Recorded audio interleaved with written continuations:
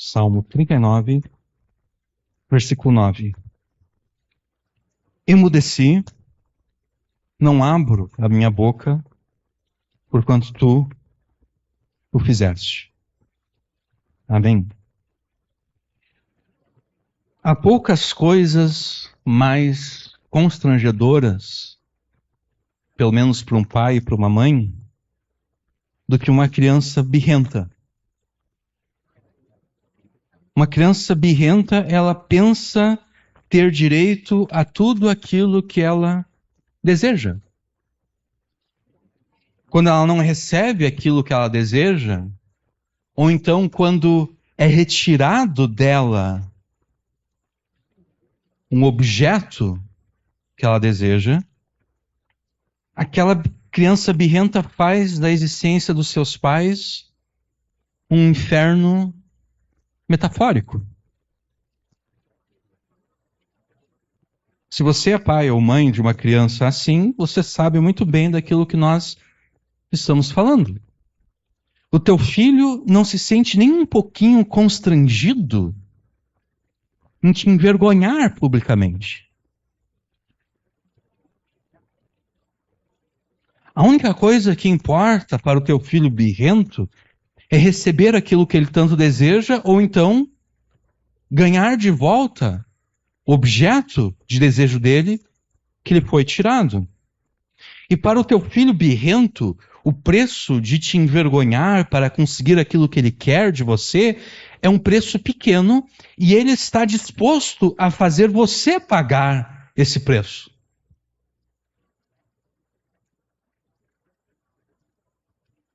Existem filhos de Deus que são birrentos. Deus tem filhos birrentos. A birra, pelo menos a forma verbal da birra, quando cometida contra Deus, recebe da Escritura a nomenclatura de murmuração. Israel no deserto, murmurando contra Deus, é um exemplo de filhos de Deus birrentos.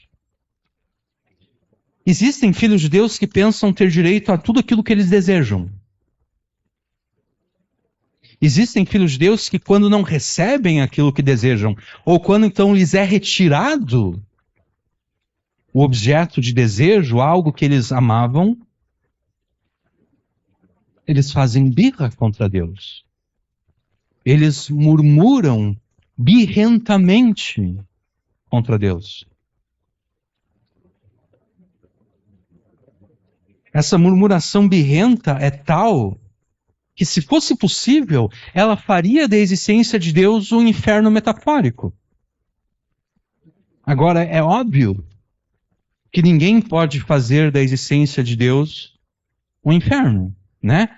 Na primeira pregação que nós fizemos, o Salmo 39, nós ressaltamos a santidade de Deus e nós afirmamos que, pela santidade de Deus, Deus está acima de todas as coisas. O que significa que Deus, em si mesmo, ele não é afetado pelas murmurações birrentas dos seus filhos desobedientes. Deus em si mesmo não é afetado. Isso não quer dizer que a santidade de Deus não seja ofendida. Isso não quer dizer que a justiça de Deus não seja ofendida. Não sejam desafiadas todas as vezes que os seus filhos mal agradecidos murmuram birrentamente contra ele. Por ser o pai de todos os seus filhos, Deus, por ser o pai de todos os seus filhos, quem são os filhos de Deus? Os filhos de Deus são todos aqueles pecadores que, tendo se arrependido dos seus pecados, creram no Filho de Deus por excelência, Jesus Cristo, e assim são adotados por Deus como filhos na sua família. Estes são os filhos de Deus. Se você se arrependeu dos pecados, se você creu em Jesus conforme Jesus é apresentado na Escritura, então você foi adotado por Deus na sua família. Você é um filho de Deus. Por ser o teu pai, Deus é desonrado por você todas as vezes que você se porta como uma criança birrenta. Deus é blasfemado todas as vezes que você murmura contra ele. E para os propósitos dessa pregação, nós consideraremos você um desses filhos birrentos de Deus. Talvez você não seja. Talvez você não seja um filho birrento de Deus, mas para os propósitos dessa pregação, eu vou me dirigir a você como se você fosse um dos filhos birrentos de Deus. E se você for um filho de Deus birrento, você deve ficar feliz com isso, porque hoje você vai aprender a não mais ser birrento. E se você não é um dos filhos birrentos de Deus, você não precisa ficar ofendido, porque você não é um filho birrento.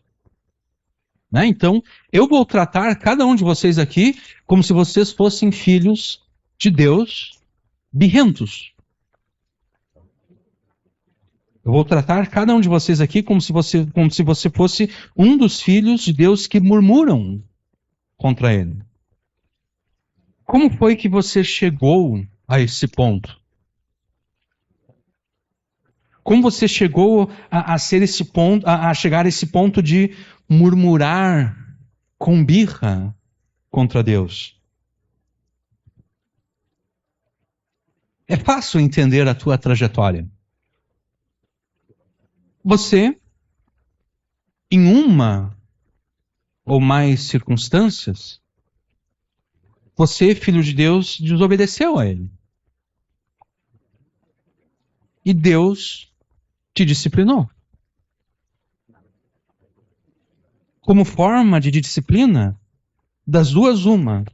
Ou Deus não te deu aquilo que você queria que ele te desse, e essa é a disciplina dele, então, ele não te dar aquilo que você queria que ele te desse, ou então ele tirou de você aquilo que você tinha. E aquilo que você tanto amava. Ele tirou. Em vez de receber a disciplina divina como um bom filho, você agiu como uma criança birrenta que nós conhecemos por aí, né? Todos nós conhecemos crianças birrentas. Você se portou exatamente como a criança birrenta que você conhece.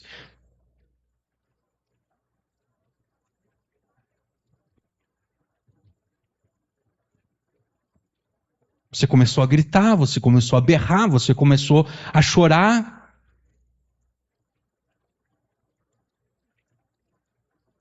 Você começou a pegar coisas e jogar no chão, brabo. Porque Deus não te deu aquilo que você queria, ou então porque Deus tirou de você aquilo que você tanto amava.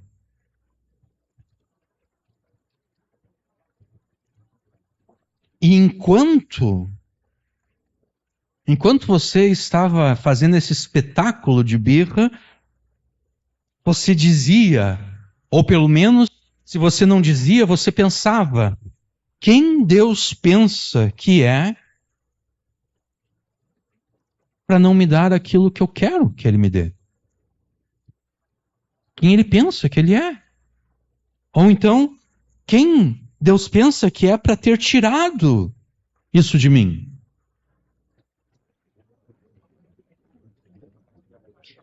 Essa murmuração birrenta é resultado da raiva contra Deus que o teu coração passou a abrigar. Né? Você ficou com raiva. A criança birrenta, ela faz birra exatamente porque ela está com raiva. Você ficou com raiva de Deus. E a tua raiva e a tua birra avançou a ponto de você ter como resolução: não vou mais obedecer a Deus.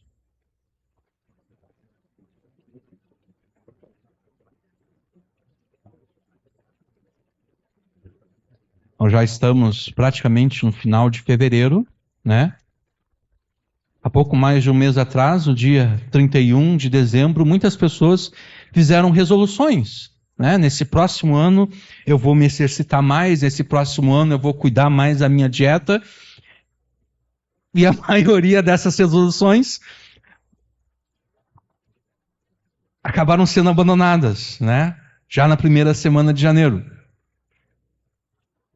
Agora, essa resolução você não abandonou.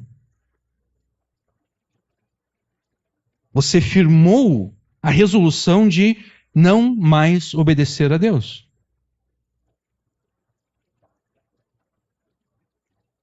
Além da resolução de não mais obedecer a Deus, você firmou o propósito de não mais adorar a Deus, não mais cultuar a Deus. E como esse Deus que te disciplinou não serve, entre aspas, né? Não serve mais para você, certamente ele não serve para ninguém mais. E exatamente por isso você deliberou nunca mais pregar aos pecadores o evangelho do Filho de Deus. Afinal de contas, esse Deus que ousou te disciplinar, não te dando o que você queria, ou pior ainda, tirando de você aquilo que você amava, esse Deus não merece a tua obediência, não merece a tua adoração e tampouco merece a tua cooperação na pregação do Evangelho. Você adotou essas 3 resoluções birrentas exatamente porque o teu coração encheu-se de raiva contra Deus por ter ele ousado, por ter tido ele a ousadia de te disciplinar. E assim como uma criança birrenta envergonha os seus pais, assim a tua birra infantil e rebelde envergonha a Deus, o teu Pai, diante dos ímpios.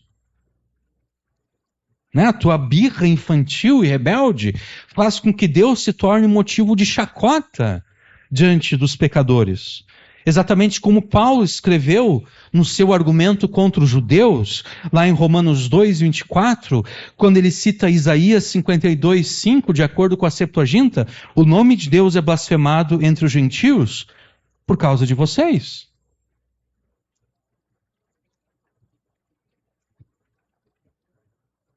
Qual é a solução para a tua birra infantil e rebelde, que se recusa a obedecer a Deus, que se recusa a cultuá-lo, e se recusa a falar do seu filho aos pecadores? Bom, para solucionar essa birra é necessário tratar antes da raiva contra Deus que o teu coração abriga. E essa é a razão para o título dessa série de pregações do Salmo 39. Como vencer por completo a raiva que você sente de Deus. E sendo essa a terceira pregação no Salmo 39, eu recomendo que você ouça as 2 pregações anteriores e obedeça a tudo aquilo que Deus te ordena nessas pregações. Mas o que essa terceira pregação tem a acrescentar às 2 primeiras? Bom, para saber disso, você vai ter que prestar atenção naquilo que será dito a partir de agora. Uma leitura superficial do versículo 9 do Salmo 39 não parece indicar, mas o versículo 39, ele está repleto de ironia da parte de Deus. Quando nós lemos Davi dizendo, emudeci, não abro a minha boca porquanto tu o fizeste, nós não percebemos uma leitura superficial. Mas esse versículo aqui está repleto de ironia. E uma coisa que frequentemente nós esquecemos de apreciar em Deus é exatamente a ironia de Deus. Deus é um Deus irônico. E talvez vocês não se sinta confortável ao atribuir ironia a Deus. Mas se nós considerarmos seriamente a Escritura, como a Escritura se apresenta a nós, a ironia divina, ela é inescapável. Nós não conseguimos escapar da ironia de Deus, se nós lermos a Escritura como a Escritura se apresenta a nós. Há pelo menos 2 tipos de ironia divina na Escritura. Nós temos a ironia restauradora, é o primeiro tipo, E o segundo tipo é a ironia judicial, que também pode ser chamada de ironia retributiva. Um exemplo de ironia restauradora nós podemos observar na vida de Paulo. Como Paulo descreve a sua vida em 2 Coríntios 12. Eu vou ler para vocês aqui. E para que eu não ficasse orgulhoso com a grandeza das revelações, foi-me posto um espinho na carne, um mensageiro de Satanás para me esbofetear, a fim de que eu não me exalte. 3 vezes pedi ao Senhor que o afastasse de mim. Então ele me disse: a minha graça é o que basta para você, porque o meu poder se aperfeiçoa na fraqueza. De boa vontade, pois, me gloriarei nas fraquezas, para que sobre mim repouse o poder de Cristo. Por isso sinto prazer nas fraquezas, nos insultos, nas privações, nas perseguições, as angústias por amor de Cristo. Por que ele sente prazer? Agora, a ironia restauradora. Porque quando eu sou fraco, então eu sou forte. O espinho na carne de Paulo, associado aos demais sofrimentos dele, tudo isso debilitava ele de tal forma que ele só poderia dizer: eu estou fraco. Eu estou completamente enfraquecido. E, no entanto, ao enfraquecer a carne de Paulo através dos sofrimentos, Deus estava, de fato, fortalecendo Paulo no seu espírito. Então, a ironia restauradora operada por Deus na vida de Paulo obrigou Paulo a se orgulhar dos seus sofrimentos em nome de Cristo, porque quanto mais fraco ele se sentia, mais forte de fato ele era. Essa ironia divina restauradora, ela é experimentada, na verdade, por todos os crentes.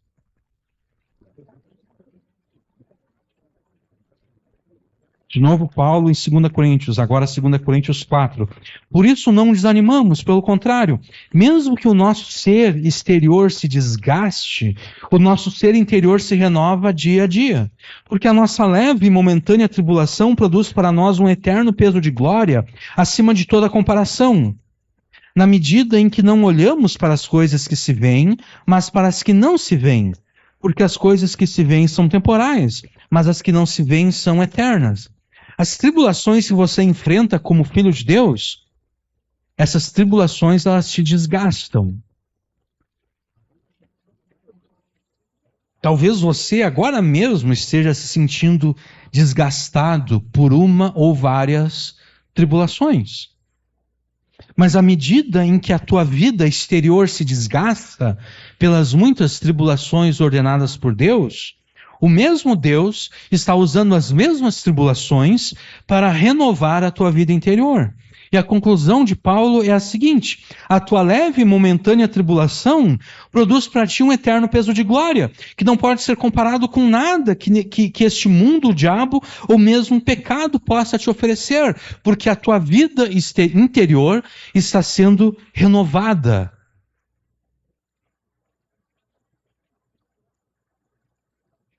Há uma condição, no entanto,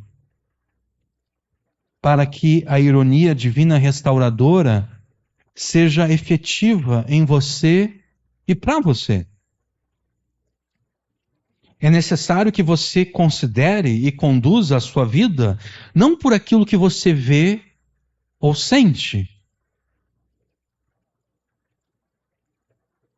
É necessário que você considere e conduza a sua vida pela fé. Pela fé naquilo que é eterno, pela fé naquilo que é celeste, que é próprio do céu. É necessário que você considere e conduza a sua vida por aquilo que você ainda não vê como realidade neste mundo e em si mesmo.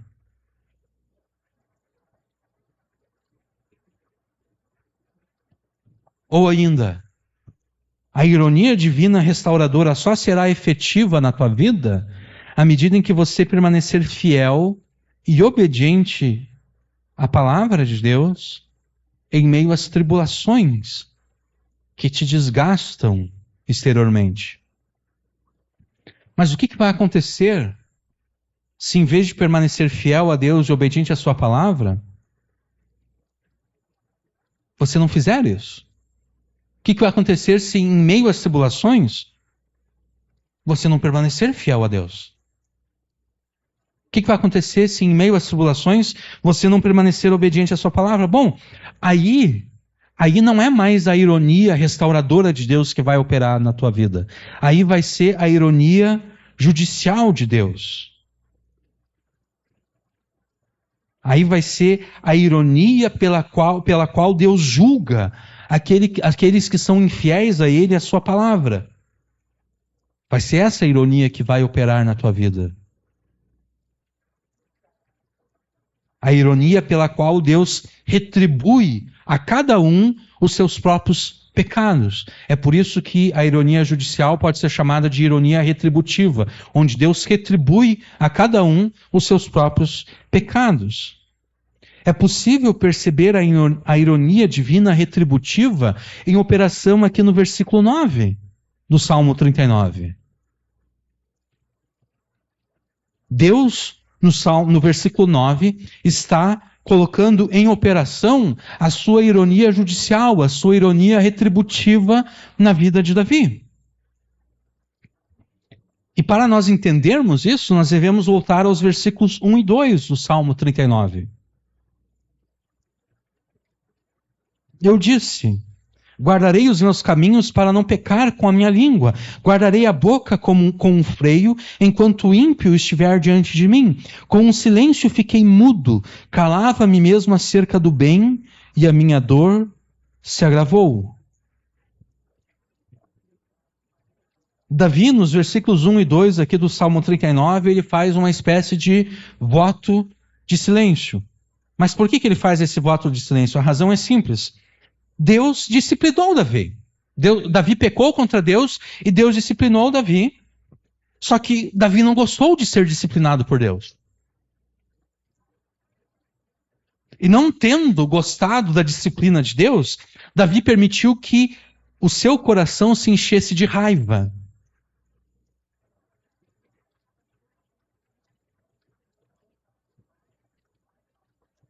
Davi ficou com raiva de Deus por estar sendo disciplinado. E como nós sabemos que Davi ficou com raiva de Deus? Exatamente pelo voto de silêncio dele.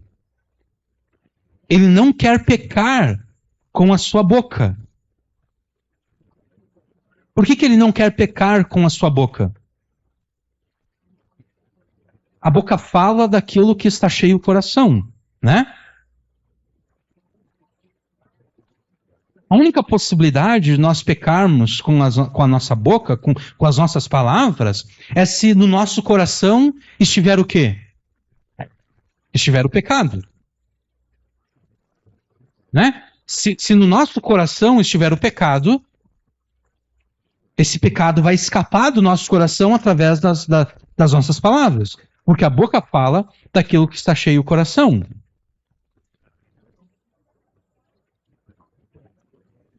Davi não queria pecar com a sua boca, com a sua língua, com as suas palavras. Ele não queria pecar com as suas palavras, especialmente na presença dos ímpios.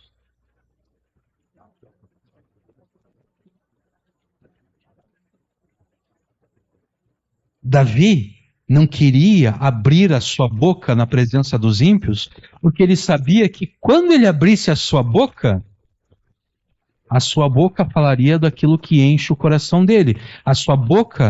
Da sua boca jorrariam reclamações de Deus. Da sua boca jorrariam murmurações contra Deus.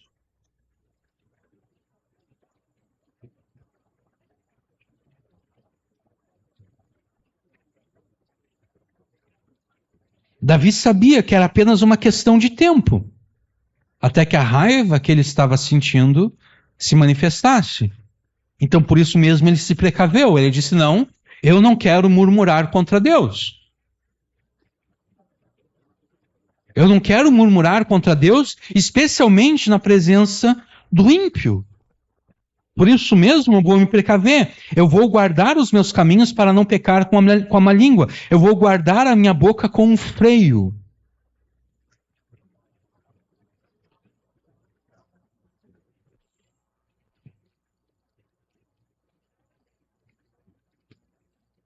Ocorre que Deus não gostou do silêncio de Davi.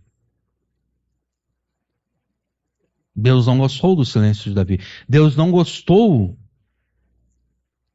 da forma como Davi está lidando com o seu pecado.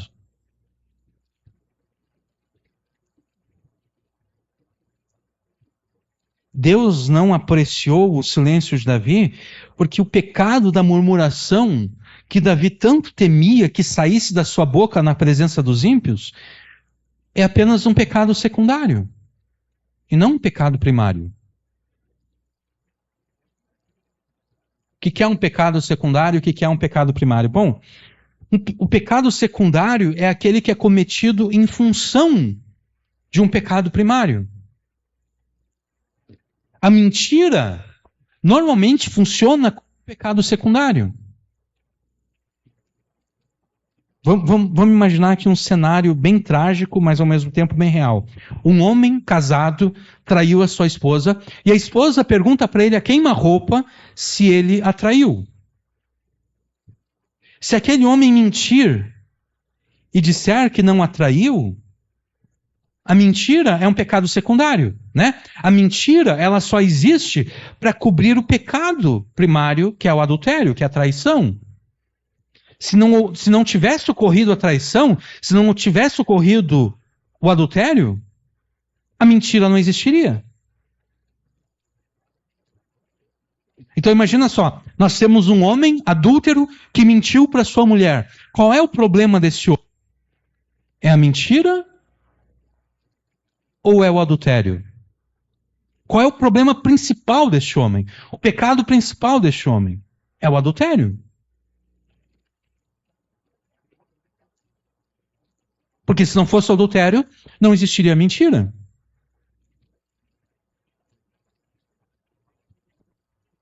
No caso de Davi, no Salmo 39, a murmuração é o pecado secundário. É o pecado que só existe em função do pecado primordial, principal. E o pecado primário, primordial, principal, é a raiva que Davi tinha contra Deus por não aceitar a disciplina de Deus.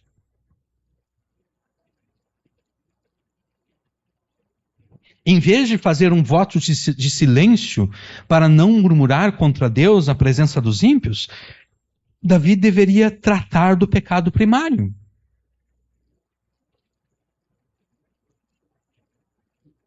A solução de Davi é uma não solução. É como se eu tivesse decepado a minha mão aqui, ó, entendeu? Por completo. E eu tentasse fazer um curativo com um band-aid. Iria funcionar? Não, né? Não iria funcionar. Eu colocaria o band-aid ali, mas eu provavelmente, se ninguém fizesse nada, se só tivesse um band-aid aqui, eu morreria em questão de minutos, né? Pelo sangue que eu estaria perdendo. A solução de Davi é tentar colocar um band-aid num corte extremamente profundo. Não funciona. Não resolve o problema.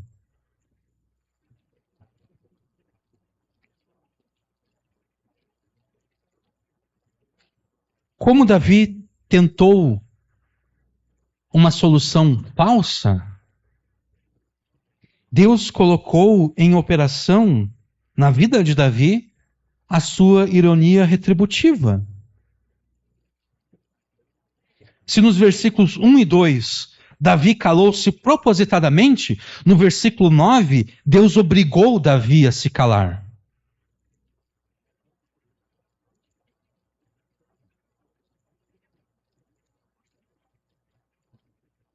No versículo 1 e 2 Davi propositadamente se cala.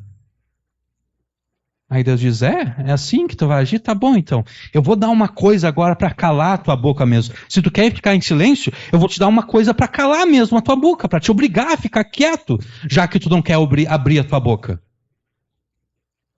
Essa é a ironia no versículo 9. Mas como Deus obrigou Davi a se calar?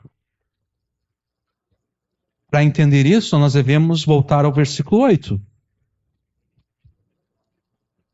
Versículo 8 diz, livra-me de todas as minhas transgressões, não me faça o opróbrio dos loucos. Davi está pedindo que Deus o livre, que Deus o salve de todas as suas transgressões à lei de Deus, que Deus perdoe todas as suas iniquidades, todos os seus pecados e rebeliões contra ele. E em seguida, Davi acrescenta o seguinte: Davi acrescenta a súplica para que Deus não coloque por opróbrio dos loucos. Essa palavra aqui é uma palavra que a gente não usa todos os dias, né? Opróbrio. Quantos de vocês já usaram essa palavra aqui numa conversa normal no dia a dia? Ninguém, né? Nós só usamos essa palavra aqui quando nós estamos lendo a palavra de Deus e ela aparece na nossa frente. O que é opróbrio? O que é ser opróbrio de alguém? É ser motivo de chacota daquela pessoa.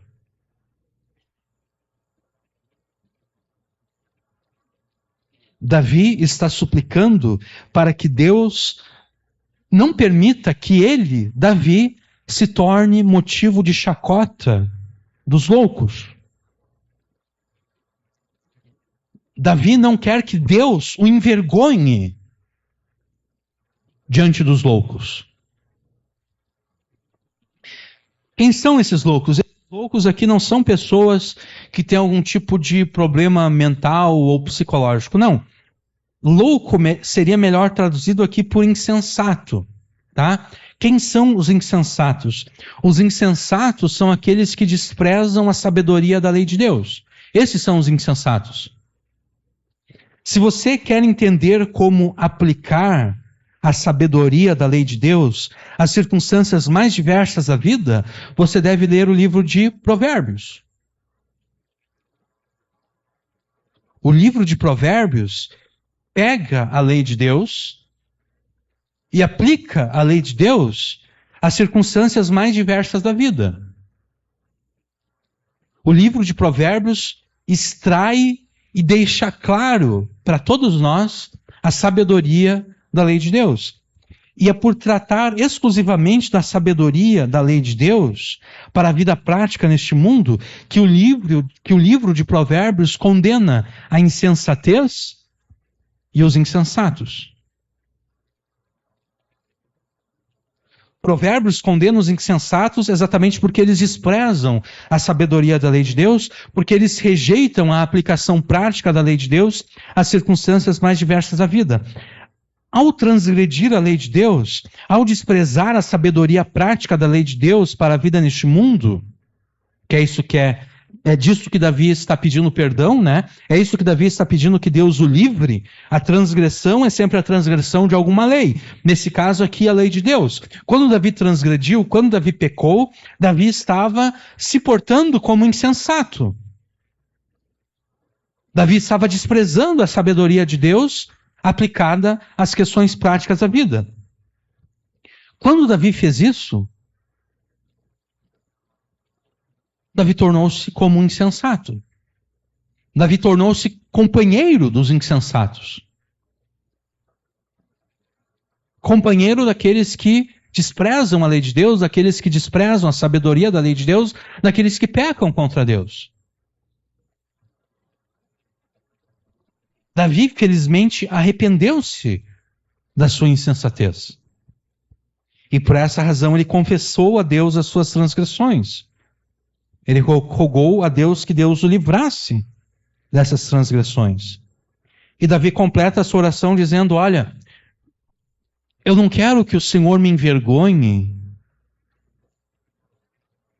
diante dos insensatos que foram os meus companheiros por um tempo.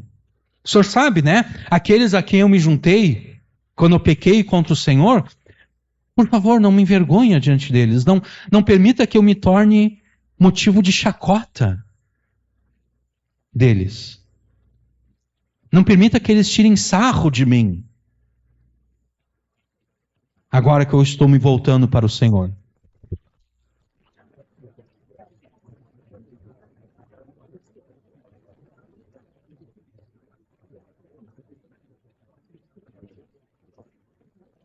Você consegue perceber a ironia de Davi aqui? Nessa oração? Davi envergonhou a Deus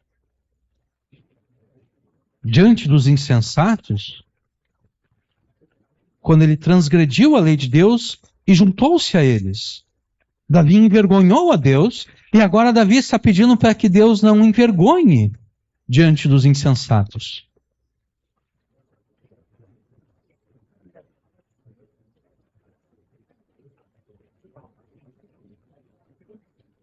Davi não se importou em permitir que pelas suas transgressões Deus se tornasse motivo de chacota daqueles que rejeitam a lei de Deus e a sabedoria da lei de Deus. Davi não se importou. E agora, o mesmo Davi que envergonhou a Deus diante dos insensatos, pede que Deus não envergonhe diante dos mesmos insensatos. A oração de Davi no versículo 8 é extremamente irônica.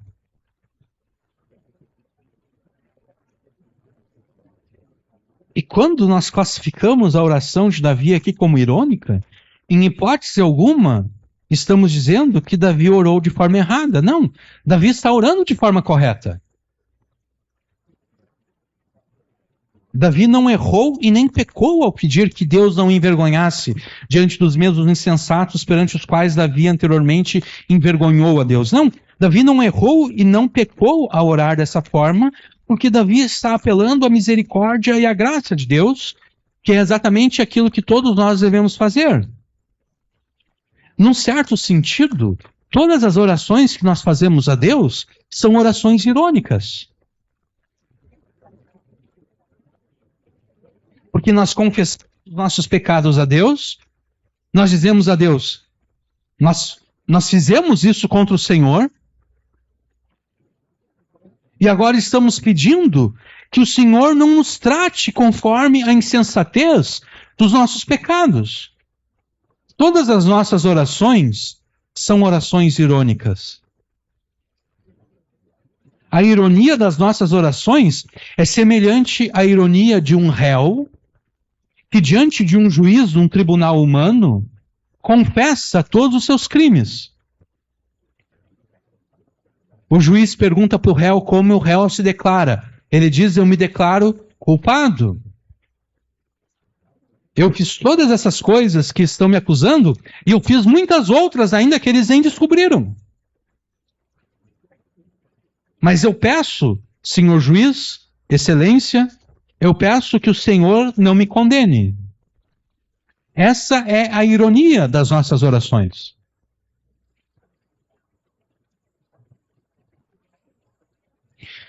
Se um juiz humano de fato inocentar o réu confesso, esse juiz estará pervertendo a justiça. Mas Deus, por causa de Jesus, jamais pode ser acusado de perverter a justiça.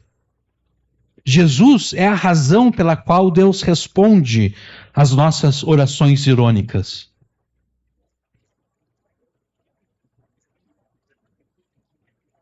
Exatamente porque Jesus é aquele que morreu em nosso lugar, debaixo da maldição de Deus, para que nós fôssemos perdoados, justificados e abençoados.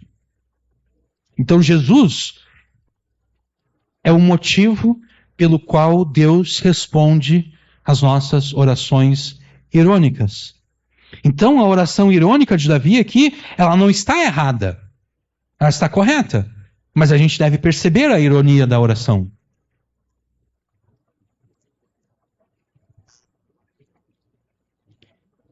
Deus não teria nenhum problema em responder por completo a oração de Davi aqui no versículo 8. Caso Davi tivesse tratado da raiva que enchia o seu coração. Só que como Davi se recusou a fazer isso, como Davi se recusou a tratar o pecado primário, a raiva que enchia o seu coração,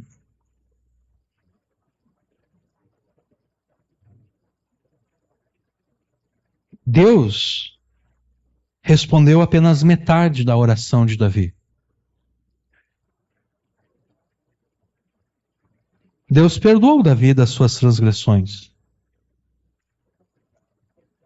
Mas como disciplina, Deus permitiu que Davi fosse motivo de chacota diante dos insensatos. E é exatamente isso que leva a Davi a se calar no versículo 9. Ele escreve: eu emudeci, eu não abro a minha boca, porquanto tu fizeste. O tu aqui, obviamente, é Deus. O que foi que Deus fez que levou Davi a emudecer, a não abrir a sua boca? Deus fez exatamente o oposto daquilo que Davi pediu no final do versículo 8. No final do versículo 8, Davi pediu que Deus não permitisse que ele, Davi, fosse motivo de chacota diante dos insensatos. E foi exatamente isso que Deus fez. Deus fez com que Davi fosse motivo de chacota dos insensatos.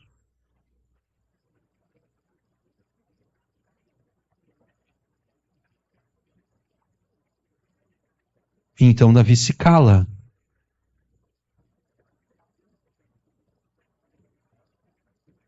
Ele não sabe o que falar agora. Davi, nos versículos 1 e 2, contrariamente a Deus, nos versículos 1 e 2, Davi calou-se, porque ele se recusou a tratar do pecado primário de abrigar a raiva de Deus, raiva contra Deus no seu coração. E no verso 9, é Deus que obriga Davi a se calar.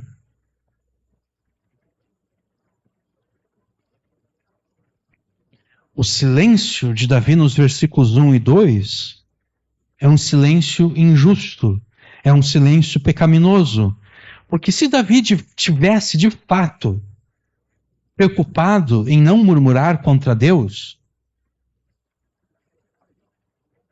se a preocupação de Davi em não murmurar contra Deus fosse uma preocupação legítima,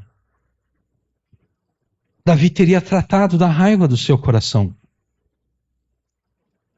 Porque Davi sabia que a boca fala aquilo que está cheio o coração. Davi sabia disso. Se ele realmente estivesse tão preocupado em não murmurar contra Deus, ele teria tratado daquilo que geraria essa murmuração, que é a raiva do seu coração. É por isso que o silêncio de Davi nos versículos 1 e 2 é um silêncio injusto e é um silêncio pecaminoso. Mas há uma outra razão para o silêncio de Davi ser injusto e pecaminoso nos versículos 1 e 2. Com o seu silêncio, não é o pecado da murmuração que Davi está evitando. Com o seu silêncio, é o culto público a Deus que Davi está evitando. Com o seu silêncio, é o testemunho público da graça de Deus que Davi está evitando. Porque no versículo 2, olha o que nós lemos no versículo 2. Com o silêncio fiquei mudo. Calava-me mesmo acerca do bem.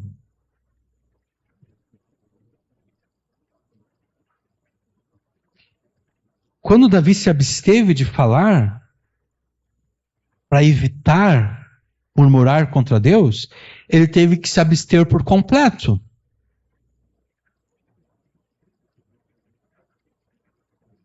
Não era uma abstenção seletiva.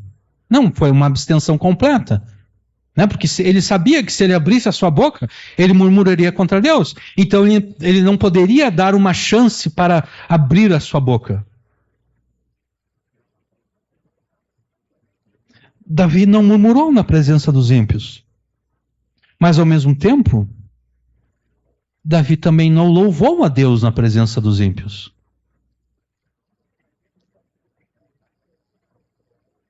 Né? Ele não podia abrir a sua boca na presença dos ímpios, porque ele sabia que se ele abrisse a sua boca, ele murmuraria. Então ele não murmurou, mas ele também não louvou a Deus na presença dos ímpios.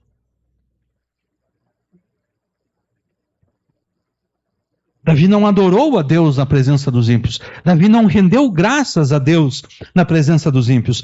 Davi não reclamou contra Deus na presença dos pecadores. Mas ele também não chamou os pecadores ao arrependimento, né? Como ele poderia chamar os pecadores ao arrependimento sem abrir a sua boca na presença dos ímpios? Ele não pregou para os pecadores. Ele não falou da graça de Deus aos pecadores. Ele não falou do perdão de Deus aos pecadores. Ele não poderia?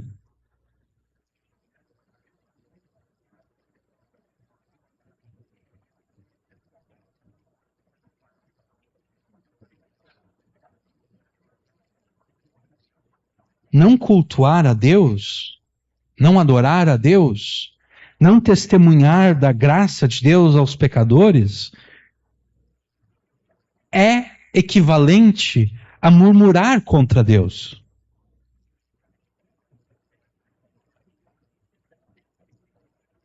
O calar-se acerca de Deus equivale a falar mal contra Deus.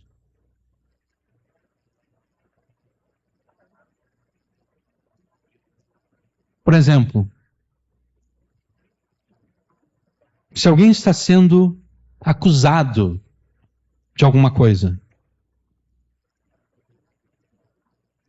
e eu tenho as evidências de que aquela acusação é falsa e não procede, mas eu me calo,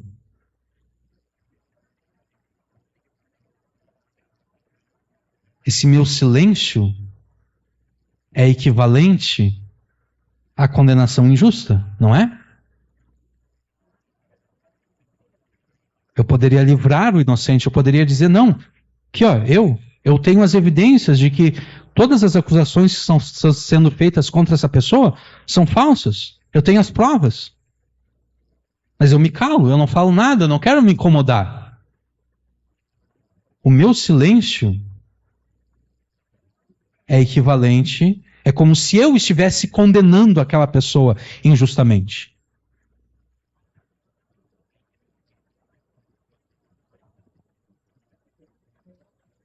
Quando eu não cultuo a Deus publicamente, quando eu não adoro a Deus publicamente, quando eu não falo dos louvores e das glórias de Deus publicamente, quando eu não testemunho da graça de Deus publicamente aos pecadores, essa minha recusa, essa minha abstinência, ela é equivalente a murmurar contra Deus, a falar contra Deus.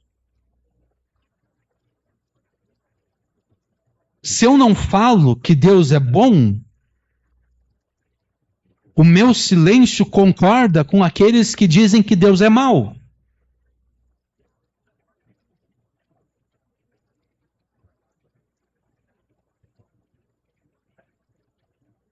Não cultuar a Deus e não testemunhar da sua graça equivale a murmurar contra Deus e a reclamar contra Ele.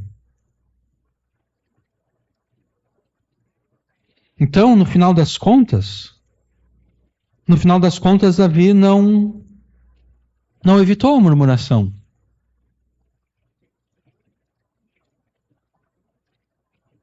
Porque ao não cultuar a Deus a presença dos ímpios, ao não testemunhar da graça de Deus aos ímpios, Davi permitiu que os ímpios continuassem pensando mal acerca de Deus. Davi novamente se juntou aos ímpios.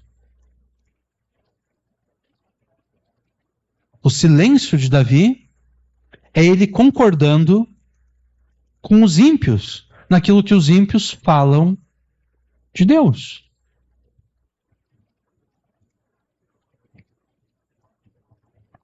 Então, o voto de silêncio ao qual Davi se obrigou nos versículos 1 e 2 não impediu que ele murmurasse contra Deus.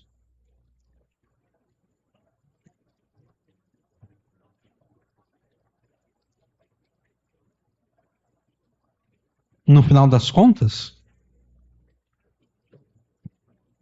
o pecado que ele queria tanto evitar não foi evitado.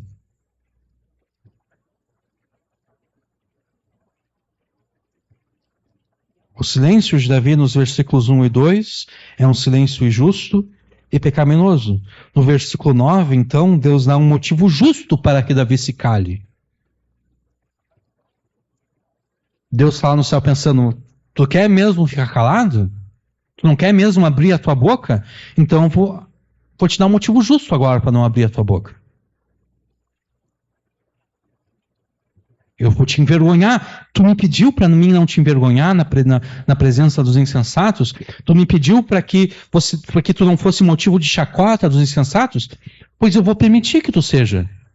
E agora então tu vai ter um motivo justo. Já que tu não quer abrir a tua boca, vai ter um motivo justo para não abrir a tua boca então.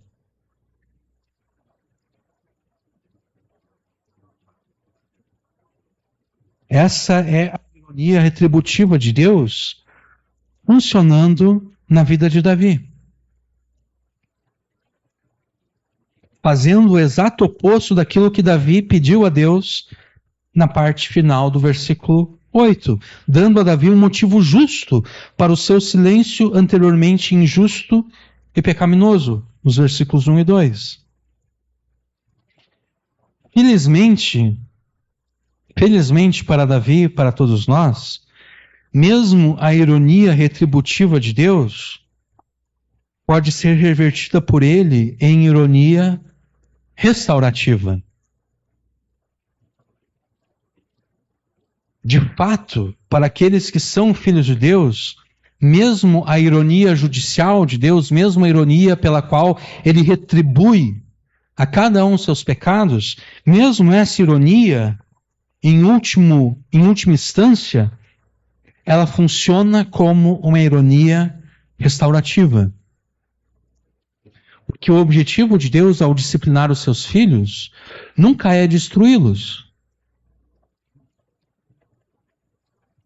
mas sim restaurá-los. Ocorre que quando nós rejeitamos a disciplina de Deus, quando nós nos rebelamos contra a disciplina de Deus, Deus te obriga a estender a sua disciplina.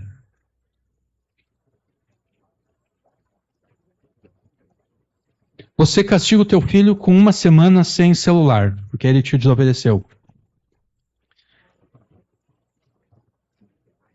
E você percebe que o castigo não está sendo efetivo? Você diz, quer saber? Não é mais apenas por 1 semana, agora é 2 semanas. Mas, mais ou menos como... Tem um vídeo engraçado, na verdade seria engraçado se não fosse trágico. Um cara compareceu diante de um juiz por um crimezinho pequeno, mixaria. O cara não iria para a cadeia nem nada, o cara pagaria uma multa pequena, talvez teria que fazer 1 semana de trabalho voluntário em algum instituto lá, e depois ficaria livre. Só que o cara ficou brabo com o juiz e falou um palavrão pro juiz. E lá nos Estados Unidos tem aquilo que eles chamam de contempt, né, que seria desprezo pela corte, né? E o juiz pode mandar alguém para a cadeia por desprezar a corte, por desprezar o tribunal. O cara falou palavrão, o juiz disse 30 dias na cadeia. O cara falou mais um palavrão. O juiz disse 60 dias na cadeia. O cara continuou falando palavrão e daí o juiz simplesmente se calou. O juiz disse, olha cara, tu já está com 1 ano na cadeia, pelos meus cálculos aqui, 1 ano na cadeia, o desprezo à corte. Tu quer continuar falando palavrão? Ou tu quer te desculpar e de repente eu esqueço isso que aconteceu aqui, tu não precisar ir por 1 ano na cadeia? A estupidez do cara, o cara não iria para a cadeia de forma alguma, é só uma multazinha e ele ficaria livre. A estupidez dele fez com que de repente ele ficasse 1 ano na cadeia simplesmente por ficar falando palavrão pro juiz, ofendendo o juiz.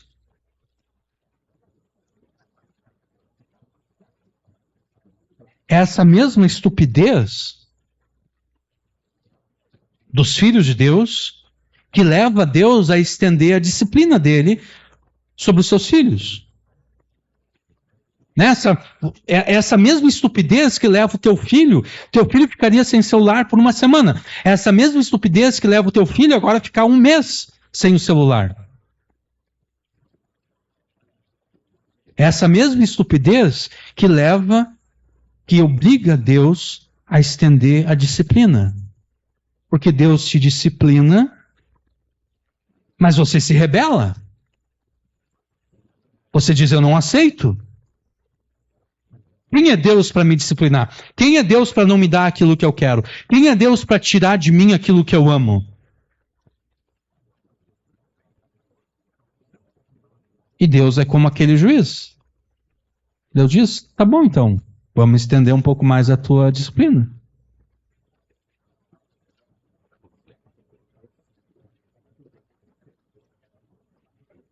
Daqui a pouco Deus diz para nós, olha, o meu plano original aqui era só um mês de disciplina.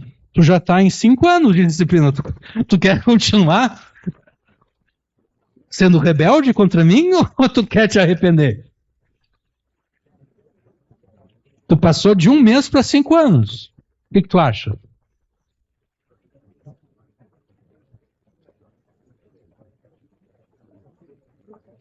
Quando os filhos de Deus rebelam-se contra a disciplina de Deus, abrigando raiva de Deus nos seus corações, Deus estende esse aspecto judicial e retributivo da sua ironia sobre os seus filhos, postergando o aspecto restaurador da sua ironia, até que os seus filhos arrependidos aceitem a sua disciplina e se submetam a ela. Você não quer ser alvo da ironia retributiva e judicial de Deus, como Davi aqui no versículo 9. Não é isso que você quer para a sua vida. Pelo menos não deveria ser isso que você deveria querer. E se você não quer ser alvo da ironia retributiva de Deus, é necessário que você aceite a disciplina de Deus. É necessário que você se submeta a ela. É necessário que você jamais abrigue raiva de Deus no seu coração. Tá bom, mas é tarde demais para mim, porque eu já estou com raiva. Eu já estou com raiva. Você de repente está pensando. Está pregando para que eu não tenha raiva. Já é tarde demais para mim, eu já estou com raiva de Deus no meu coração. O que eu faço agora? Essa é a razão para essa série de pregações do Salmo 39. Como vencer por completo a raiva que você sente de Deus. E como essa é a terceira mensagem nesse Salmo, vou repetir aquilo que eu falei no finalzinho da introdução. Eu recomendo que você ouça as 2 pregações anteriores do Salmo 39 e obedeça aquilo que foi dito nessas pregações. Mas o que nós podemos acrescentar a essas 2 pregações nessa terceira pregação? Nessa mensagem, nessa terceira mensagem no Salmo 39, Deus te propõe 3 resoluções para que você evite que o seu coração se encha de raiva, ou então para extirpar do teu coração a raiva que atualmente habita o teu coração. 3 resoluções. Considere aquilo que nós afirmamos antes. A raiva que Davi sentia de Deus o levou a se calar até mesmo acerca do bem, né? Davi abdicou de proclamar publicamente os louvores de Deus e testemunhar publicamente da graça de Deus aos ímpios. Nós vamos começar por este último ponto.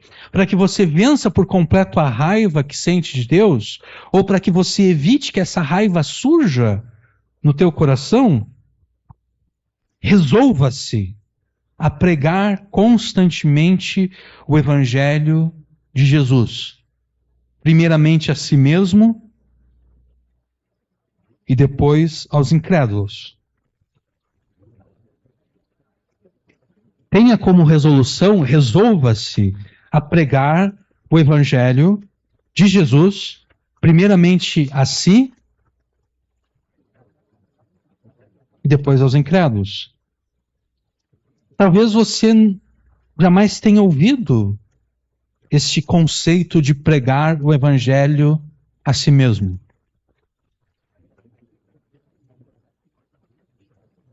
Mas a prática de pregar o Evangelho a si mesmo, ela é extremamente necessária para a vida cristã e para o teu desenvolvimento como filho de Deus. E essa prática, ela pode ser inferida, ela pode ser deduzida a partir da parábola que Jesus contou contra aqueles que confiavam em si mesmos, por se considerarem justos, e desprezavam os outros. 2 homens foram ao templo para orar. Um era fariseu e o outro era publicano. O fariseu ficou em pé e orava de si para si mesmo dessa forma: ó Deus, graças te dou porque não sou como os demais homens, roubadores, injustos e adúlteros, nem ainda como este publicano. Jejuo 2 vezes na semana e dou o dízimo de tudo que ganho. O publicano, estando em pé, longe, nem mesmo ousava levantar os olhos para o céu, mas batia no peito, dizendo: ó Deus, sê propício a mim, que sou pecador. Digo a vocês que o publicano, desceu justificado para a sua casa, e não aquele, não o fariseu, porque todo aquele que se exalta será humilhado, mas o que se humilha será exaltado. A atitude birrenta que te leva a ficar com raiva de Deus, pelo modo como Deus está te tratando, pelo modo como, lembrando a pregação que nós fizemos na semana passada, no Salmo 23, pelo modo como Jesus está conduzindo a tua vida, essa atitude birrenta, essa raiva, ela tem como causa esse orgulho prepotente que se acha melhor do que os outros. Se você está com raiva de Deus, é porque você se acha melhor do que os outros.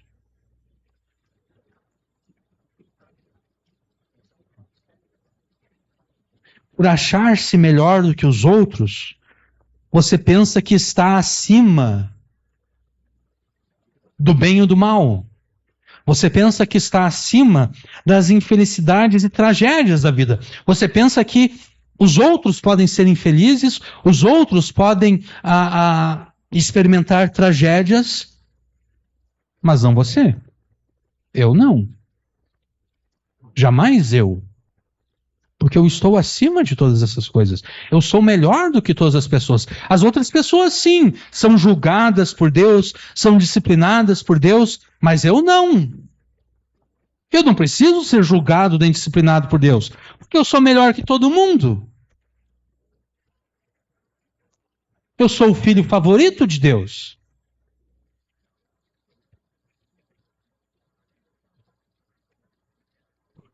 Ou como diria aquela banda evangélica do início dos anos 2000, eu sou a casa favorita de Deus. Deus não pode permitir que eu sofra. Eu estou acima disso.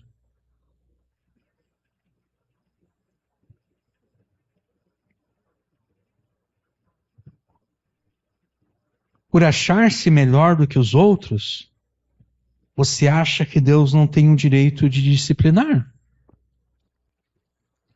Deus não tem motivo para disciplinar, e na verdade, mais do que isso, Deus não tem o direito de disciplinar.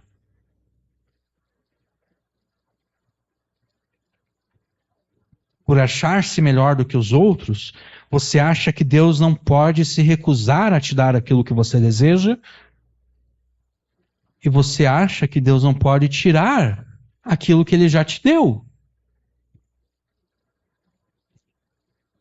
E que te é precioso.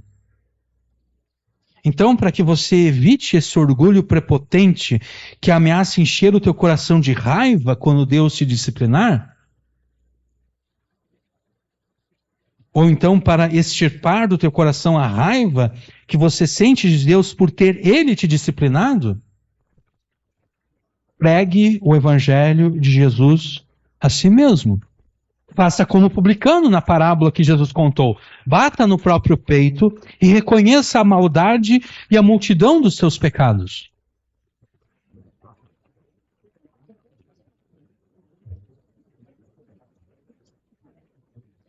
Reconheça a maldade e a multidão dos teus pecados, como publicano. Reconheça como Deus seria completamente justo se Ele te condenasse ao inferno. Reconheça que se não fosse Jesus ter vivido uma vida justa em teu lugar, se não tivesse Ele, sob a maldição de Deus em teu favor, morrido debaixo da ira divina, Ele jamais seria propício a ti.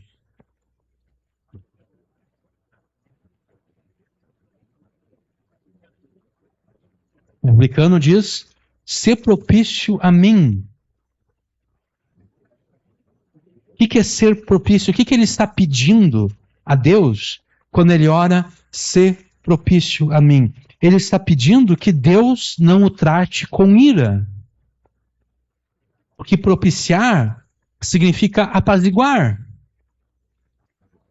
pacificar. Deus justamente está irado contra todos os pecadores por causa dos seus pecados. Jesus é aquele que propicia a Deus. Jesus é aquele que apazigua a Deus na sua ira.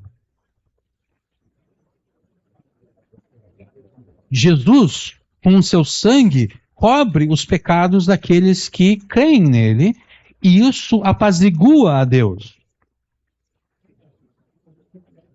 Para entender isso, a gente deve se lembrar do dia da expiação, onde o sumo sacerdote entrava no Santo dos Santos com sangue, e ele, com o sangue do sacrifício, ele derramava o sangue sobre a Arca da Aliança. Dentro da Arca da Aliança tinha o quê? Tinha as 2 tábuas da lei, que acusavam o povo de Deus, diante de Deus, dos seus pecados. Porque nas 2 tábuas da lei estavam escritos: "Não terás outros deuses, eu sou o Senhor teu Deus que te tirei da terra do Egito, não terás outros deuses diante de mim", e ainda assim o povo de Deus era idólatra. Estava escrito: "Não matarás, não adulterarás, não dirás falso testemunho". A lei de Deus estava acusando o povo de Deus, diante de Deus, de todos os seus pecados. Tapando a Arca da Aliança, havia o propiciatório, que é o nome propício, para entender o que está acontecendo ali. Quando o sumo sacerdote derrama o sangue sobre a Arca da Aliança, ele está derramando o sangue sobre o propiciatório, para apaziguar a Deus. Ele está simbolicamente cobrindo os pecados do povo. Ele está cobrindo com o sangue as tábuas da aliança. Ele está calando a voz acusatória contra o povo de Deus.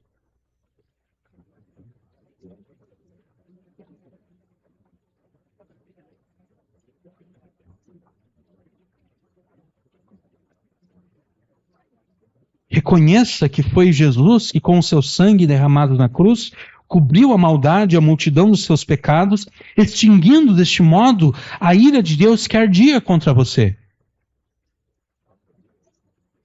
Pregue esse evangelho a si mesmo e pregue este mesmo evangelho também aos pecadores, especialmente aos pecadores que são teus familiares, amigos, vizinhos e conhecidos. Porque quanto mais você pregar o evangelho a si mesmo e aos pecadores, mais o teu coração se encherá de gratidão pela salvação graciosa que Deus te concedeu em Jesus. E quanto mais o teu coração se encher de gratidão a Deus, mais difícil será para você continuar tendo raiva de Deus, por ter Ele te disciplinado.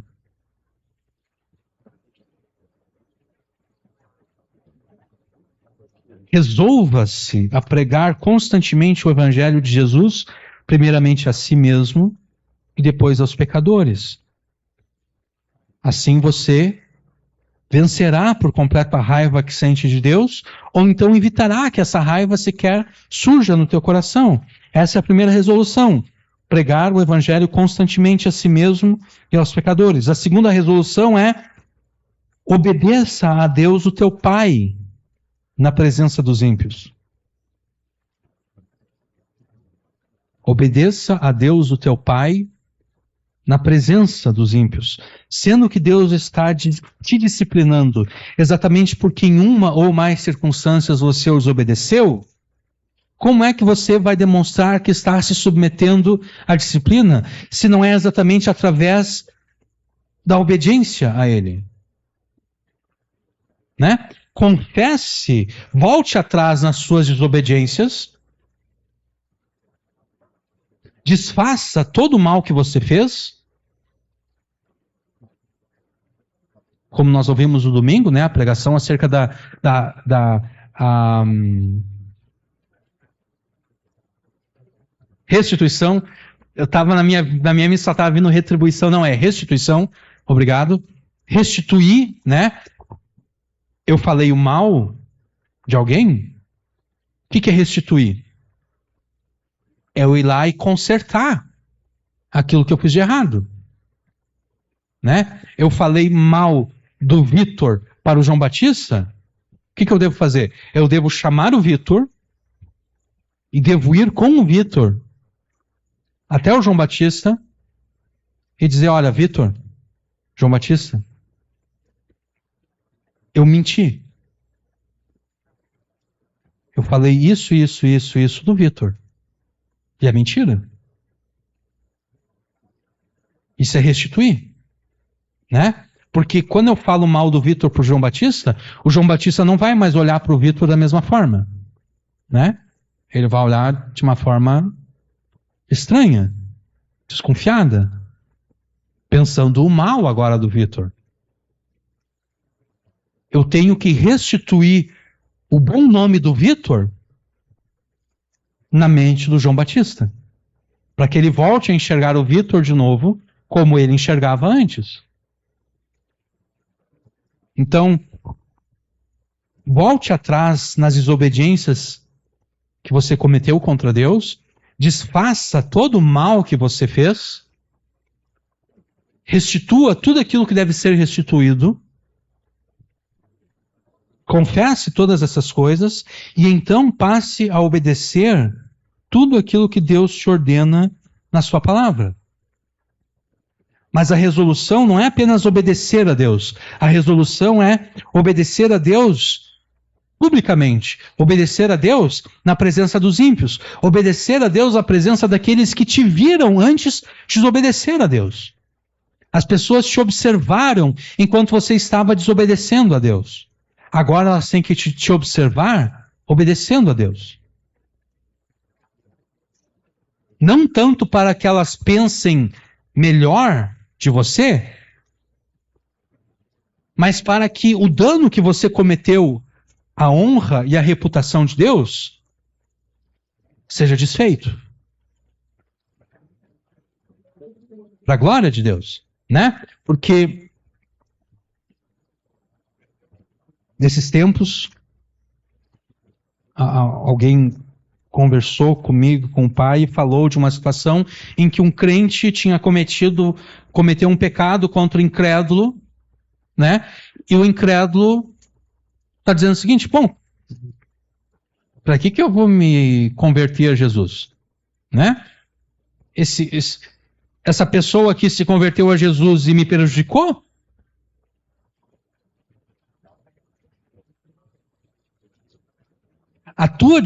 As pessoas sabem que você é filho de Deus, a tua desobediência a Deus coloca um empecilho na conversão dos incrédulos.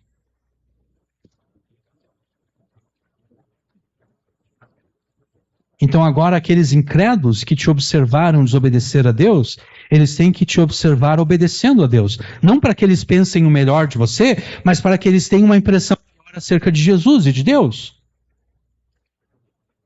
Que você mentiu para eles acerca de Deus quando desobedeceu a Deus. A tua desobediência a Deus na presença dos incrédulos é você mentindo acerca de Deus para os incrédulos. Você está dizendo o seguinte: não, Deus não se importa com isso. Deus não se importa com a mentira, com o roubo, com o engano, com a traição, com o adultério. Deus não se importa com essas coisas.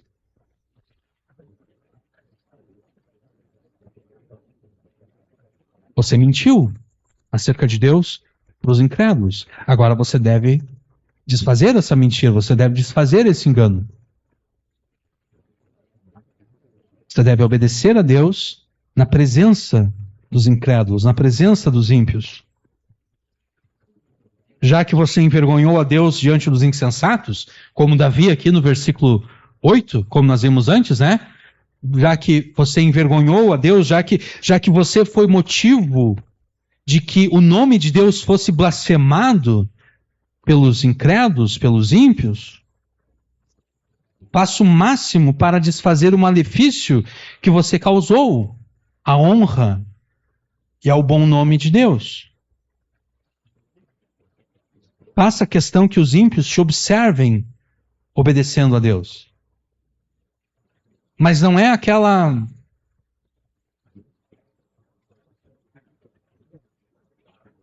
coisa em que você fica esperando a pessoa chegar para então você começar a fazer aquilo que você deve fazer para que a pessoa te veja obedecendo. Não, simplesmente obedeça a Deus e permita que as pessoas te observem obedecendo a Deus.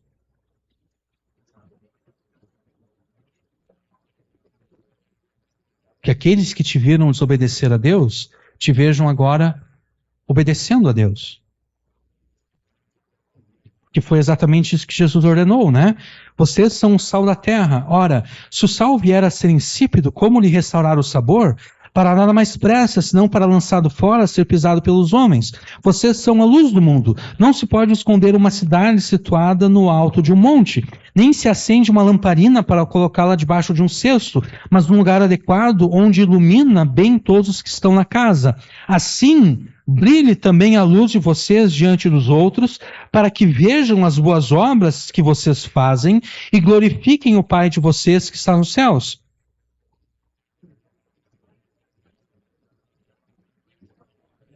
Quanto mais você obedecer a Deus, mais você entenderá a sabedoria da lei de Deus. E quanto mais você entender a sabedoria da lei de Deus, mais você se tornará sábio, mais você crescerá em santificação e maturidade. E quanto mais você crescer em sabedoria, santificação e maturidade, você dará menos ocasião para que Deus te discipline. Né? Você tem 2 filhos, um bem obediente e o outro bem desobediente. Qual dos 2 é que será mais disciplinado? Por você? O mais desobediente. Aquele que é bem obediente, ele vai ser disciplinado sim nas ocasiões em que ele desobedecer. Mas como as desobediências dele são menos frequentes, ele será menos castigado, ele será menos disciplinado. Quanto mais você crescer em sabedoria, santificação e maturidade, menos você dará razão para que Deus te discipline. E mesmo naquelas circunstâncias que você for alvo da disciplina divina, tendo crescido em sabedoria, santificação e maturidade, você aceitará essa disciplina como um filho submisso. Um filho que jamais permitiria que o seu coração abrigasse raiva de Deus. Resolva-se a obedecer a Deus, o teu Pai, na presença dos ímpios. Assim você vencerá por completo a raiva que sente de Deus, ou então evitará que essa raiva sequer surja no teu coração. Essa é a segunda resolução. A terceira agora. Resolva-se a cultuar a Deus publicamente, adorando-o à vista dos incrédulos. Nós falamos há pouco que, para evitar o pecado da murmuração, Não basta fazer um voto de silêncio. Não basta abster-se de reclamar de Deus. O abster-se de adorar a Deus e cultuá-lo é equivalente ao pecado da murmuração. Então, resolva-se a cultuar a Deus e adorá-lo, mas não apenas na solidão e na privacidade da tua casa.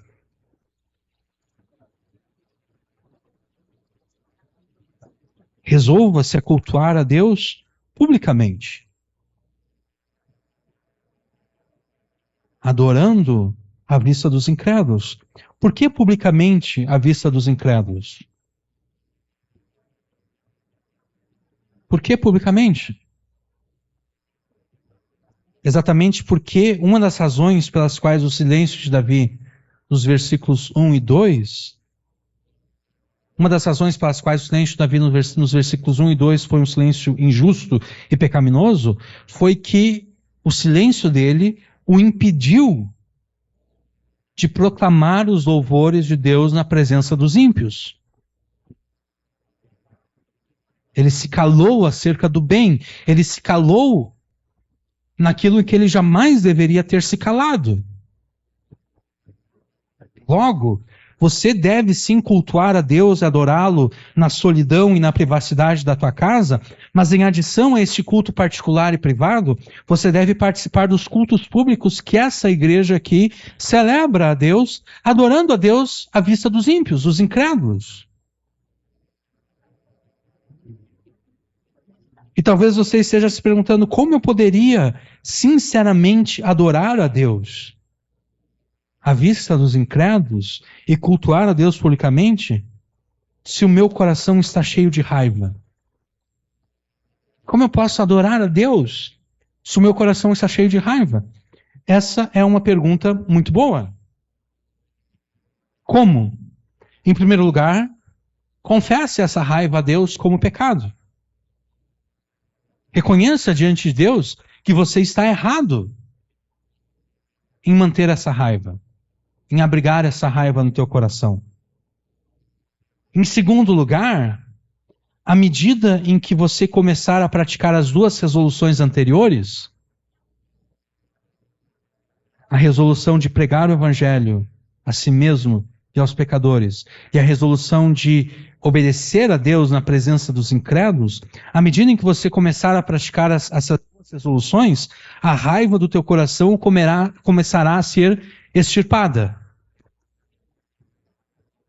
Em terceiro lugar, à medida em que você começar a praticar a terceira resolução, à medida em que você começar a adorar a Deus e cultuar a Deus publicamente à vista dos incrédulos, o restante da raiva que ainda habita o teu coração, que não foi extirpada ainda, será extirpada a partir de agora.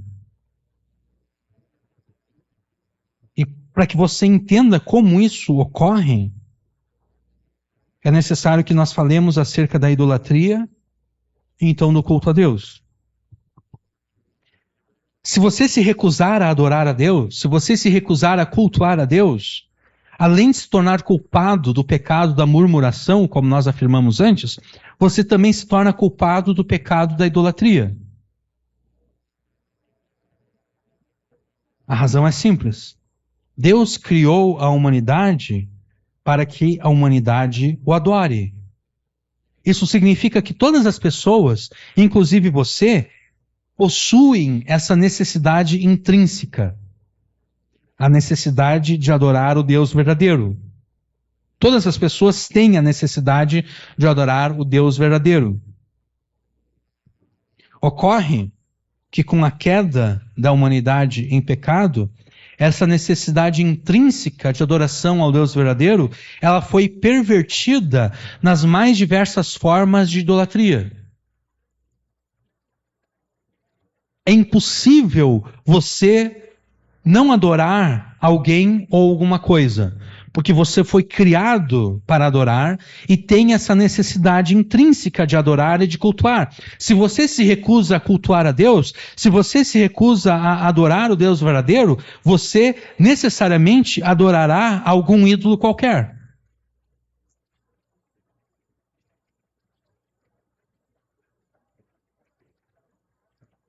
Alguma coisa, alguém você adora. Se não é a Deus, é algum ídolo qualquer.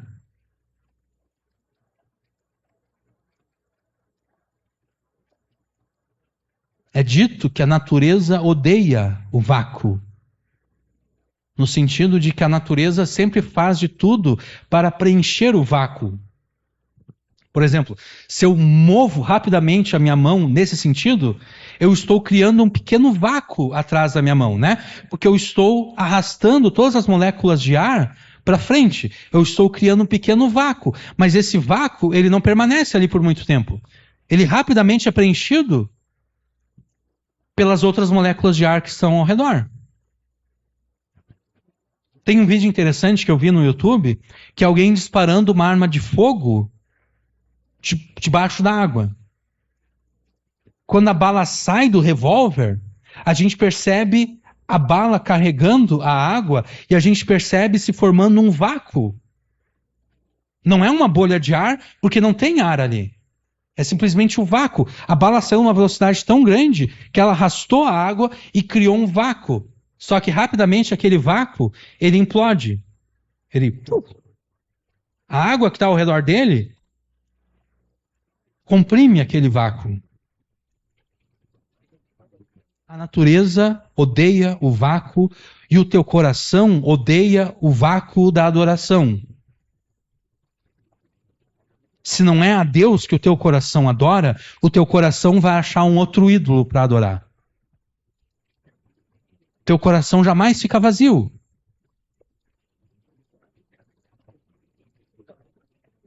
Jesus disse isso, né?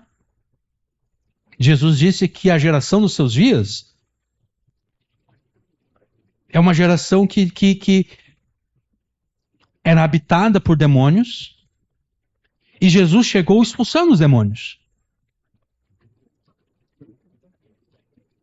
Só que ao mesmo tempo, aquela geração não encheu o seu coração com Jesus.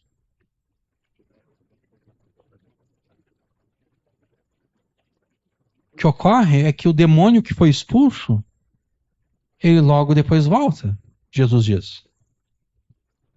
E ele não volta sozinho. Ele volta, segundo Jesus, com outros 7 demônios piores do que ele mesmo. Então não existe vácuo de adoração. Ou você adora a Deus, ou você está adorando qualquer outro ídolo. Se você se recusa a adorar a Deus, se você diz não, eu não quero adorar a Deus, eu não quero cultuar a Deus publicamente, bom, a quem você está adorando então? A quem você está cultuando? Você tornou-se idólatra. Porque não é a Deus que você está adorando algum ídolo qualquer. Para se tornar idólatra, não é preciso que você se proste diante de uma imagem. Se você desobedece a Deus, pensa só, se você desobedece a Deus para conseguir um ganho financeiro maior, você está servindo a quem? A Mamon? Ao dinheiro? O que é servir se não adorar, se não cultuar? Você está adorando o dinheiro, você está cultuando o dinheiro. Você não está se prostrando diante de uma nota de R$100 e orando a nota de R$100. Não, mas você está idolatrando o dinheiro. Você está idolatrando as riquezas. Então, para ser idólatra, não é necessário se prostrar diante de um ídolo.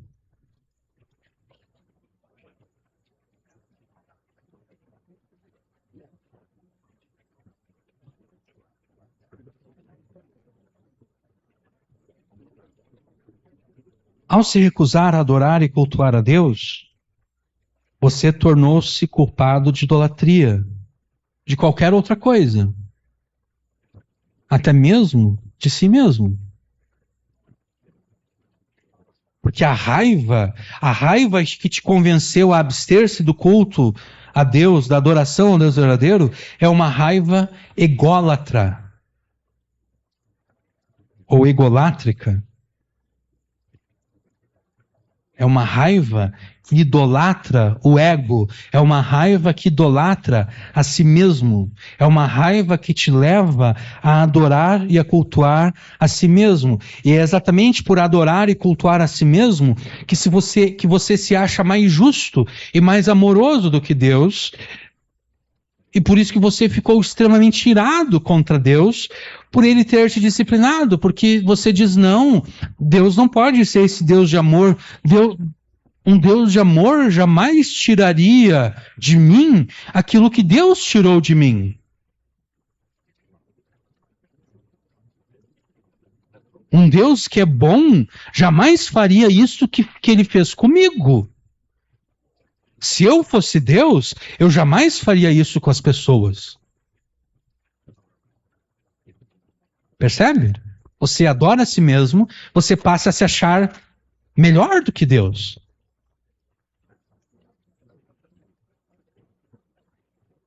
Você realmente acredita que é melhor do que Deus. Você realmente acredita que o teu amor é um amor melhor do que o amor de Deus. Que a tua bondade é uma bondade superior à suposta bondade de Deus.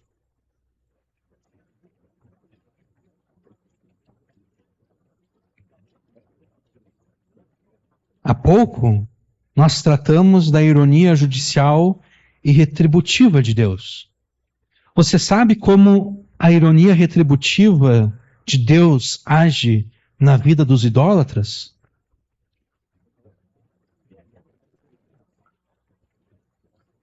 O Salmo 115 nos mostra. Não a nós, Senhor, não a nós, mas ao teu nome da glória, por causa do teu amor e da tua fidelidade. Porque as nações perguntariam, onde está o Deus deles? O Deus deles aqui é o Deus do povo de Deus, né? Onde está o Deus verdadeiro? Nós não vemos. Eles não têm imagem do Deus verdadeiro. Onde está o Deus deles? Aí o salmista, o nosso Deus está nos céus. Ele faz tudo de acordo com a sua vontade.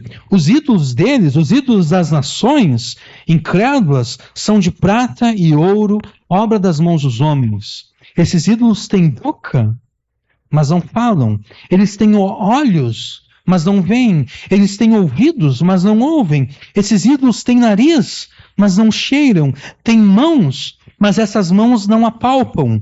Têm pés, mas esses pés não andam. E nem som algum lhes sai da garganta. Tornem-se semelhantes a eles, aqueles que os fazem e todos os que neles confiam. A ironia judicial e retributiva de Deus contra os incrédulos é tornar os incrédulos semelhante aos ídolos nos quais eles confiam. Segundo o Salmo 115, os ídolos das nações são inanimados. Né? Eles não têm ânima, né? Eles não têm alma, eles não têm vida. São ídolos inanimados. São surdos, mudos, cegos, incapazes de fazer qualquer coisa. A ironia judicial de Deus faz com que os idólatras se tornem semelhante aos seus ídolos. A ira judicial de Deus faz com que os idólatras se tornem inanimados, como são os seus ídolos. Se tornem surdos, mudos, cegos e incapazes de fazer qualquer coisa, como são os seus ídolos. E a gente pode observar essa ironia judicial de Deus contra os incrédulos, ou contra os idólatras, em ação nos dias do profeta Isaías. Em Isaías 6, nós vemos o seguinte, a partir do versículo 8. Depois disso, ouvi a voz do Senhor que dizia, a quem enviarei? Quem irá ir por nós? Eu disse, Isaías falou, aqui estou eu, envia-me a mim. Então ele disse, Deus disse, o Senhor disse, vai e diz a este povo, ouvindo ouvireis e nunca entendereis, e vendo vereis e jamais percebereis. Torna o coração deste povo insensível, que os seus ouvidos fiquem surdos e os seus olhos cegos, para que não veja com os olhos, não ouça com os ouvidos, nem entenda com o coração, e não se converta, nem seja curado. Israel, nos dias do profeta Isaías, era um Israel idólatra. E o castigo de Deus sobre o seu povo foi permitir que a sua ira retributiva, a sua ironia retributiva, os transformasse à imagem dos seus ídolos. Por essa razão, o Israel dos dias de Isaías era um Israel surdo. Era um Israel que tinha ouvidos e até ouvia, mas não entendia aquilo que estava ouvindo. Era um Israel que tinha olhos que enxergavam, mas que não percebiam aquilo que estavam enxergando. Isaías foi enviado por Deus para pregar a Israel, mas Deus, para punir o seu povo idólatra, fez com que o seu povo estivesse cego e surdo para a pregação de Isaías.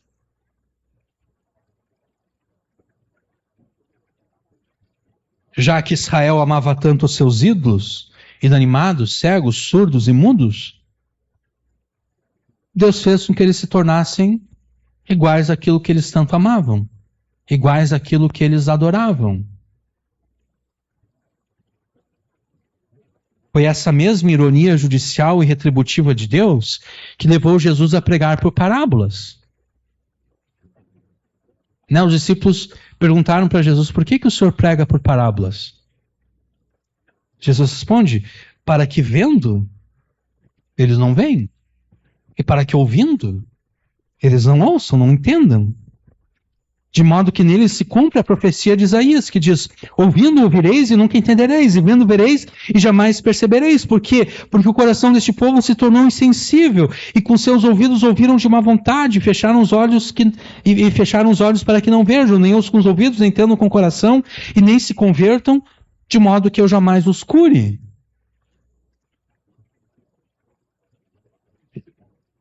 A pregação de Jesus por meio de parábolas era a ironia judicial de Deus agindo contra o Israel dos dias de Jesus,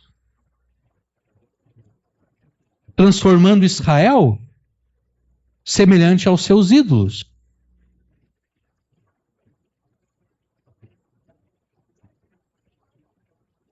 A raiva que te convenceu a abster-se do culto e da adoração ao Deus verdadeiro é uma raiva egolátrica, uma raiva que te leva a adorar e cultuar a si mesmo. A ironia retributiva de Deus contra você, então, será qual? Será te tornar cada vez mais semelhante a si mesmo.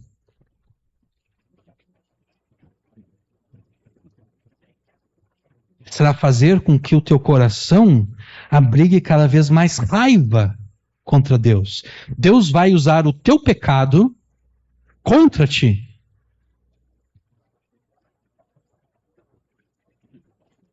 Porque você é o seu próprio ídolo. Tornou-se o seu próprio Deus. Deus vai fazer com que você se torne cada vez mais semelhante a si mesmo.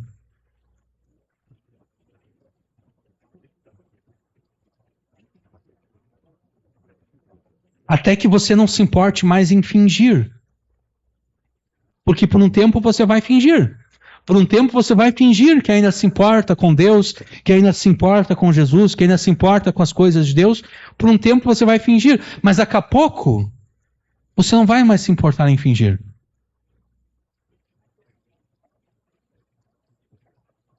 Daqui a pouco você vai fazer questão que as pessoas saibam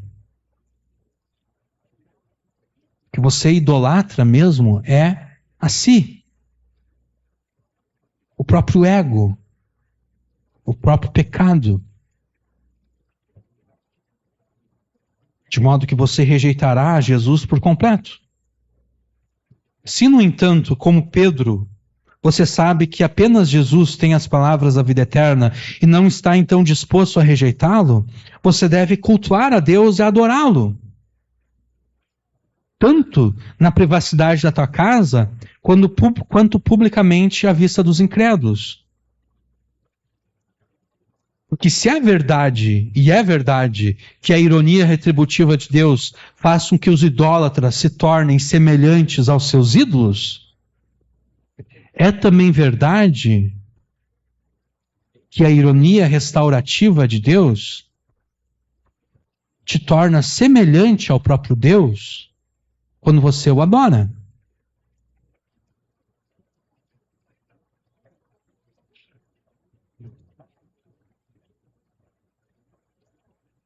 Você torna-se semelhante àquilo que você adora. Se você adora a si mesmo, você cada vez vai se tornar semelhante aos pecados que habitam ao teu coração. Mas se você adorar a Deus, se você cultuar a Deus, você cada vez mais se tornará semelhante a Deus. E sendo que cada vez você tornar-se-á semelhante a Deus, aquele restante de raiva que ainda habita o teu coração será extirpado.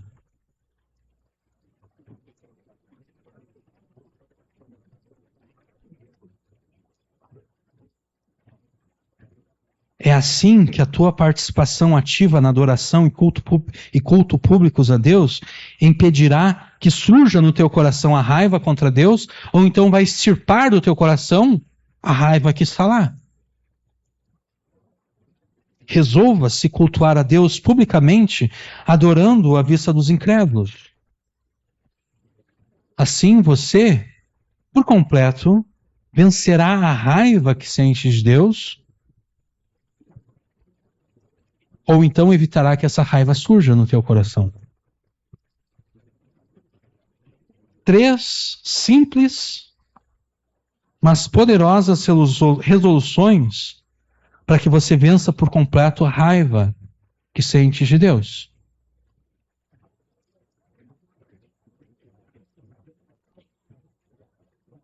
Resolva-se a pregar o Evangelho de Jesus a si mesmo e aos pecadores. Resolva-se a obedecer a Deus na presença dos ímpios. E resolva-se a cultuá-lo publicamente, adorando à vista dos incrédulos. Amém.